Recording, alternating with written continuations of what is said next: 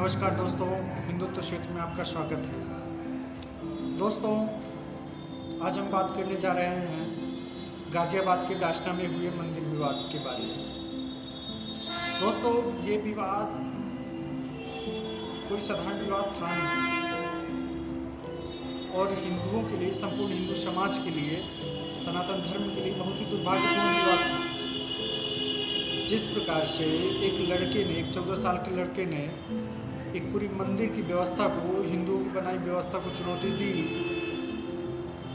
एक षड्यंत्र के तहत, वो बहुत ही दुखदायी था। आखिरकार आप सोचिए कि एक व्यवस्था है जो वहाँ के हिंदुओं ने बनाई कि नहीं भाई, यहाँ कोई मुस्लिम प्रवेश नहीं करेगा, तो नहीं करना चाहिए ना भाई। उनकी खुद की प्रॉपर्टी, हमारी खुद की प्रॉपर्टी है, हमारे धर्म का केंद्र बिंदु है मंदिर। जब हमने कह दिया, अगर हम उसके मालिक हैं कि यहाँ नहीं आना है किसी गैर हिंदू को, तो नहीं आना है, फिर वहाँ जाने की कौन सी ज़रूरत थी। आखिरकार कभी आपने सुना है कि मक्का में कोई हिंदू, ईसाई, सिख पहुंच गया हो और उसकी खबरें आप तक पहुंचे? कभी नहीं सुना। पहले बात करते हैं इस मंदिर के बारे में। पहले तो मैं आपको एक बात बता दूं कि ये मंदिर लगभग 99% मुस्लिमों से घिरा हुआ है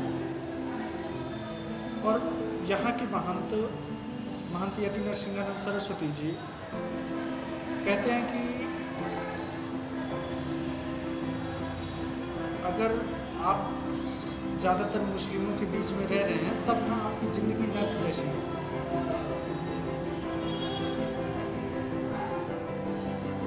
आपकी बहन बेटियों को छेड़ना, आपकी बहन बेटियों को प्रताड़ित करना, उनके साथ बलात्कार, दुष्कर्म, छेड़खानी, ये सारी घटनाएं आम बात है।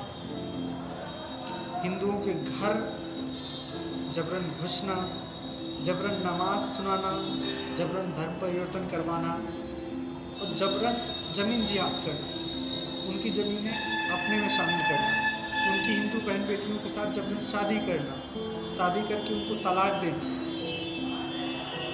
उनको प्रेम जाल में फंसाना, ये नित्य नियम काम ही है उनका। और ये जो विवाद का कह लो आप कारण, वो ये था कि एक लड़का उस मंदिर में प्रवेश करता है, जिस लड़के का नाम आशिफ है, धर्म से मुस्लिम है। भाई क्यों प्रवेश कर रहा है? आप ये भी जान लीजिए कि इस लड़के के 9 भाई हैं, 9 भाई। लड़के का बाप कबाड़ी का काम करता है। एक कबाड़ी का व्यापार करने वाला, कबाड़ी का काम करने वाला शख्स, मजदूर इंसान, 9 बच्चे हैं उसके। चलो माना, कोई नहीं, ये तो इनका तो अल्लाह है, सीधा दे देता है, चलो ठीक है। भाई खाते पीते कहाँ से हैं यार? इसी देश का तो खाते हैं, इसी देश का तो पानी पीते हैं, इसी देश में तो रहते हैं। जब जगह रहने के लिए नहीं है 2 फुट, तो वो जगह कहाँ से आएगी? आप लोगों की छीनेंगे। जब 10 बच्चे हैं तो 10 लड़कियां ढूंढनी पड़ेंगी। भीख मांगते हुए तो लोगों को लड़कियां मिलेंगी नहीं। हिंदुओं की बहन बेटियों को जबरन धर्म परिवर्तन करवाना, जबरन उनकी शादी करवाना, लव जाल में फंसाना, प्रेम जाल में फंसाना, लव जिहाद करना, ये आम बात है वहाँ। तो ये लड़का वहाँ मंदिर में जाता है और जा करके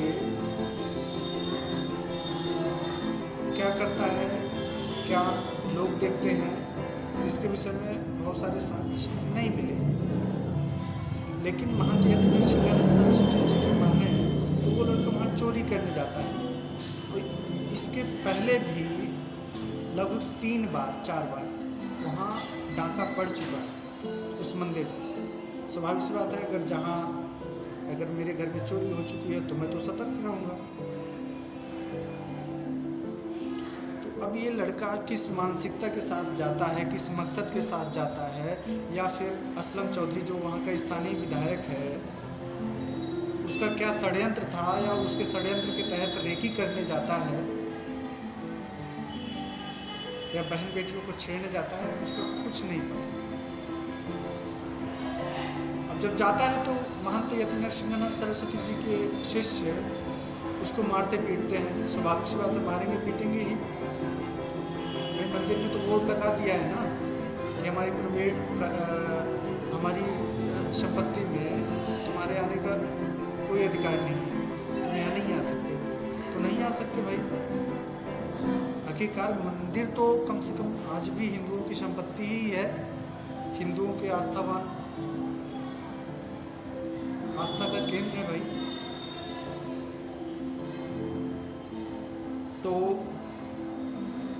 ये विवाद जैसे ही सामने आता है और इसको लाने का काम वहाँ का स्थानीय एमएलए असलम चौधरी करता है, जिसके बेटे को भी एक बार मंदिर में हिंदू बहन बेटी को छेड़खानी करते हुए पीटा गया है, और वो रिकॉर्डेड है, सीसीटीवी रिकॉर्डेड घटना। उसके बावजूद वहाँ कुछ नहीं होता यार। सबकी सीधी बात, जहाँ पास 99% होते हैं ना, वहाँ इनका पुलिस भी कुछ नहीं करती है, इनके खिलाफ FIR नहीं लिखती है, वरना ये दंगे करवा देते हैं, पुलिस वालों को मरवा देते हैं, पिटवा देते हैं, उनका तबादला करवा देते हैं। तबादला करता कौन है भाई? अरे वही जो इनके समर्थक पार्टी सत्ता में आ जाती है।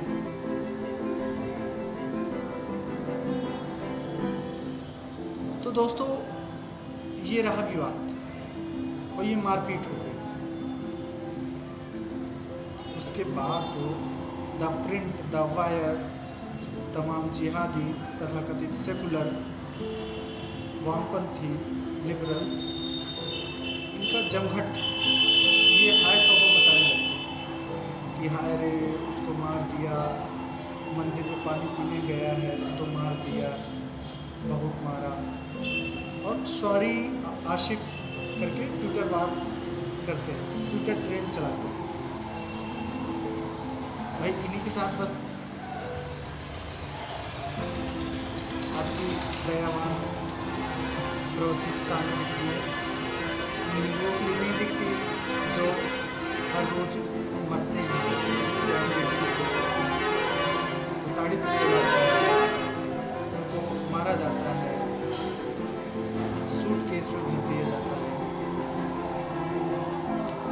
जिनकी बहन बेटियों को दिन प्रतिदिन धन परिवर्तन करवाया जाता है, लव जिहाद में फंसाया जाता है, जबरन जमीन कब्जाई जाती है,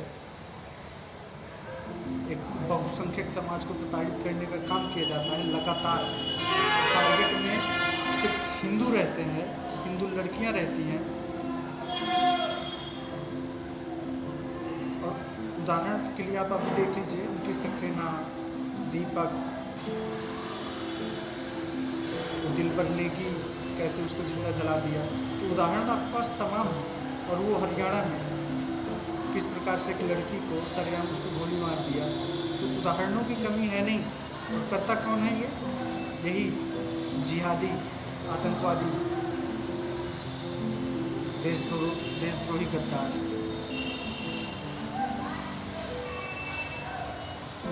भाई साहब, इन सब घटनाओं के होते हुए उसके बावजूद एक षड्यंत्र की बात जो वहाँ के स्थानीय एमएलए असलम चौधरी ने करवाई, उसकी हर एक बात द प्रिंट, द वायर और ये तमाम सेकुलर जिहादी उठा रहे हैं। कभी दिलबर नेगी की कहानी सुनाई आपको? और इस घटना का कोई साक्ष्य भी नहीं है। सिर्फ और सिर्फ हिंदुओं को बदनाम करने का काम और सनातन धर्म को बदनाम करने का काम किया जा रहा है, वो भी सिर्फ देश में नहीं पूरे विश्व में। आपको जानकर के हैरानी होगी कि जो द वायर द प्रिंट है ना, ये विदेशी फंडेड है, विदेश से संचालित होते हैं, वहाँ का पैसा पाते हैं, फिर उसके बाद भारत के विरोध में, हिंदुओं के विरोध में, सनातन धर्म के विरोध में खबरें प्लांट करने का काम ये लोग करते हैं। हमने उस लड़के को मारा तो इन्होंने पूरे विश्व में चिल्ला दिया, कह दिया कि हिंदू तानाशाही हो चुका है, ये सरकार, मोदी सरकार तानाशाही है, ये मरवा रही है। जबकि मोदी जी तो वहाँ नहीं आए ना भाई, वो हम संपूर्ण हिंदुओं ने बोर्ड लगा रखा है, अपनी रक्षा के लिए लगा रखा है। तुम लोग 99% हो, फीसदी हो, इस कारण से लगा रखा है। 10-20% होते तो भले ही हमें मारते काटते पीटते, पर हम तो आज भी जातियों में बटे रहते। लेकिन वहाँ हम जातियों में नहीं बटे, क्योंकि हम ना अंदर तक की बात जानते हैं कि किस प्रकार से तुम जिहाद फैलाते हो, किस प्रकार से तुम जिहाद करते हो। महंत यति नरसिंहानंद सरस्वती के कई भाषण हमने सुने हुए हैं। उन्होंने जो पीड़ा का दर्शन सभी हिंदुओं को करवाया है, वो बेहद ही दुर्भाग्यपूर्ण है समस्त हिंदुओं के लिए।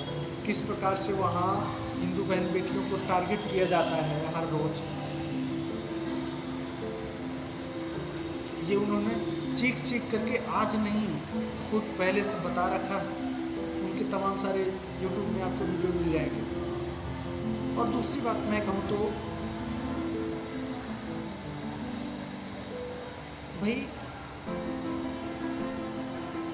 जब हम तुम्हारे गिरजाघर में नहीं जाते, तुम्हारे मस्जिदों में नहीं जाते, या फिर तुम हमें बुलाते नहीं हो, तो तुम्हें आने का क्या शौक पड़ा हुआ है? सिर्फ और सिर्फ इनका मकसद हिंदू बहन बेटियों को छेड़ना है, इनका मकसद हिंदुओं को परेशान करना है, हिंदुओं को मारना पीटना है। आपको जानकर हैरानी होगी कि उस मंदिर के बाहर लगभग 3 नल हैं। एक तो मंदिर के जस्ट गेट के सामने, लेकिन 500 मीटर चल करके ये अंदर जाता है उस मंदिर में, जहाँ बोर्ड लगा हुआ है कि यहाँ मुस्लिमों का प्रवेश वर्जित है। भाई इतने तो नासमझ है नहीं कि जहाँ लगा है वहाँ का स्थानीय लड़का कोई बाहर से भी नहीं आया कि उसको बोर्ड नहीं दिखा है, पढ़ना लिखना नहीं जानता है। अरे चलो पढ़ना लिखना नहीं जानता है तो 10-12 साल से जब वहीं रह रहा है तब तो उसको तो पता होना चाहिए ना भाई। वो 500 मीटर अंदर जाता है पानी पीने, क्या मकसद रहा होगा ये आप सोच सकते हैं। और जहाँ बात रही नाबालिग की कि वो 14 साल का था, तो 14 साल का, 18 साल का, 16 साल का, 17 साल का, भाई साहब एक पूरी चैन बनी हुई है, इनको बाकायदे ट्रेंड किया जाता है, एक प्रशिक्षित अपराधी के रूप में है। निर्भया के साथ जो हुआ, सबसे घृणित कार्य करने वाला, राड उसके प्राइवेट पार्ट में डालने वाला मुस्लिम ही था और नाबालिग था।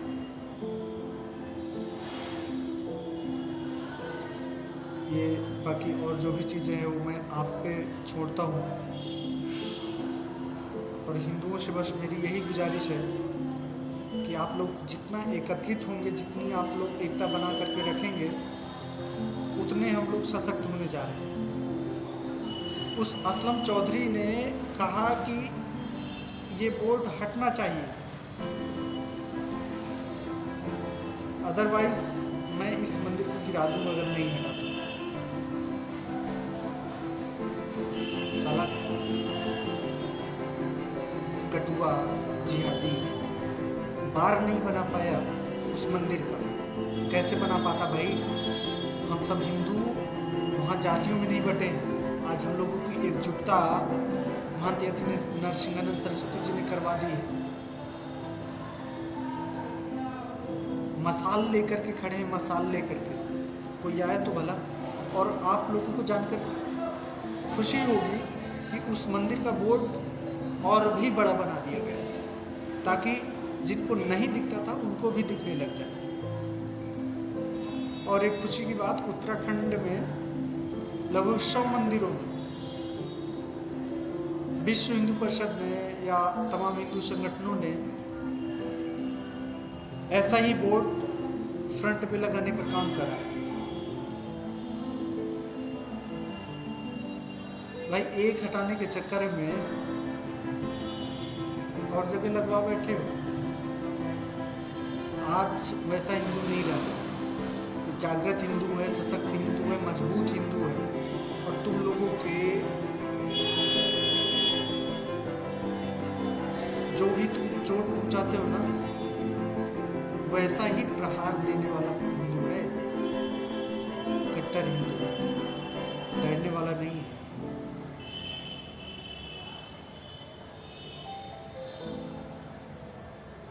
मैं भी महाराणा का वंशज हूँ, मैं भी भगवान श्री राम का भक्त हूँ।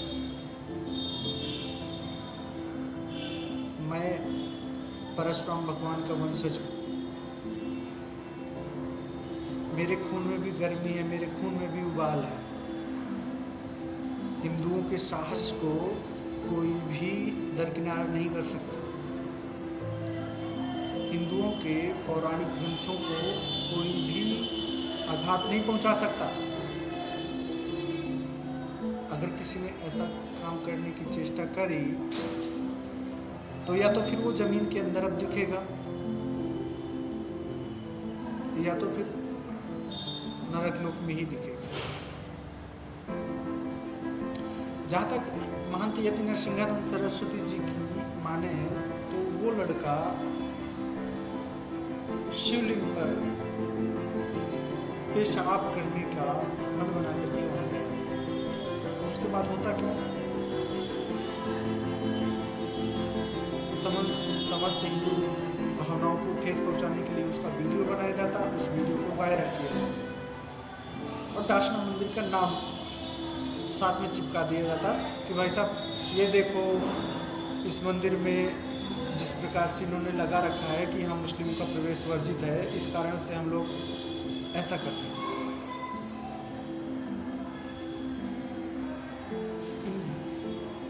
इन भड़ों की ना इतनी ही औकात है सोचने की, भाई लोग कभी दूसरे के धर्म का सम्मान नहीं कर सकते। आप लोग बस मक्का मजार पे जाते रहो, अजमेर में चादर चढ़ाते रहो, घंटा ये कभी आपके सगे होंगे? अरे ये तो आपस में मर मिटने वालों में से हैं यार। तो आज मौका है महंत यति नरसिंहानंद सरस्वती जी को बड़ा करने का, उनको भारत का विराथू बनाने का। ऐसे लोगों की सख्त जरूरत है इस देश में, जो खुल के कम से कम अपनी बात रख सकें, बात बोल सकें। और महंत यति नरसिंहानंद सरस्वती काफ़ी टाइम से कर रहे हैं ऐसा। महंत यति नरसिंहानंद सरस्वती के बारे में आपको बताऊं तो उन्होंने रूस से अपनी पढ़ाई करी है। उसके बाद मॉस्को में और विदेशों में एज अ इंजीनियर लगभग दशक भर काम किया है। उसके बाद 90 के दशक में उनकी भारत वापसी हुई थी। फिर उसके बाद एक उनके साथ घटना होती है, जिस घटना का जिक्र करते हुए वो आज भी रो पड़ते हैं। एक लड़की उनके पास आती है, वो लड़की अपना दर्द बयां करते करते अपने आंसू नहीं रोक पाती, और उस लड़की के साथ भी दुष्कर्म का ही एक केस हुआ था। एक क्या, कई केस हुए थे। महीनों सालों उसका दुष्कर्म किया जाता रहा इनके द्वारा, इन मुस्लिम जिहादियों के द्वारा। एक एक नहीं, 4-4, 10-10 लगातार। उस घटना ने एक इंजीनियर को, जो एक विदेश में रहता हुआ शख्स था, जिसको सनातन से कोई मतलब नहीं था, जिसको धर्म के प्रपंच को वो अच्छे से समझता नहीं था, उसको लगता था सब मिथ्या है, सब बनी बनाई बातें हैं। उस घटना ने उसको झकझोर दिया अंदर से, और उसको आज का महंत यति नरसिंहानंद सरस्वती बना दिया। और उस महंत यति नरसिंहानंद सरस्वती ने आज सिर्फ और सिर्फ हिंदुओं के लिए लड़ना जारी रखा। सिर्फ हिंदुओं को समझाने का काम कर रहे हैं, उनको बताने का काम कर रहे हैं कि किस प्रकार से तुम्हें, तुम्हारी आने वाली पीढ़ियों को ये लोग तकलीफ पहुंचाने वाले हैं। जय श्री राम दोस्तों, इसी के साथ अपनी वाणी को विराम देता हूँ।